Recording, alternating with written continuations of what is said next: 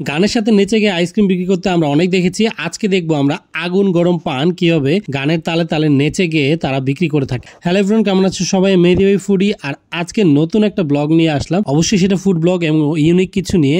এটা হচ্ছে আগুন গরম পান, যেটার প্রাইস 50 টাকা অনলি। অনেকদিন থেকে ইচ্ছা ছিল আগুন গরম পান খাবো বা আগুন পান খাবো, তো সেদিন গিয়েছিলাম খিলক্ষেত বনরূপাতে। সেখানে কিন্তু প্রায় বিভিন্ন উৎসব বা মেলা হয়, তো মেলাতে বিভিন্ন রকম খাবার টাবার বসে, চরকি টরকি থাকে।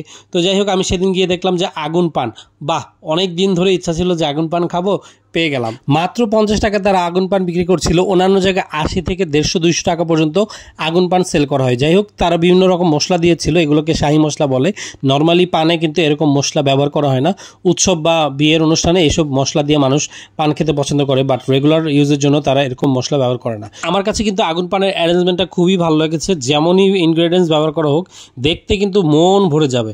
আসলে সব কিছু কিন্তু খাওয়ার উপর ডিপেন্ড করে না, অনেক কিছু স্মেল বা দেখার উপরে কিন্তু ডিপেন্ড করে। আগুন পানে যে লাস্টে লিকুইড দেওয়া হলো, ওইটা মেবি স্পিড বা অ্যালকোহল, যেটার মাধ্যমে এরকম আগুন ধরে দেওয়া হয়। আমার তো ভয় লাগছিল আগুন ধরায় ফেলে কিনা, কারণ মুখের ভিতরে গিয়ে যদি আগুন লাগে তখন কিন্তু ফায়ার সার্ভিসও আগুন নিভাতে পারে। তো যাই হোক, সব মিলিয়ে কিন্তু আমার এক্সপিরিয়েন্সটা দারুণ ছিল, নতুন একটা অভিজ্ঞতা। থ্যাংক ইউ সবাইকে।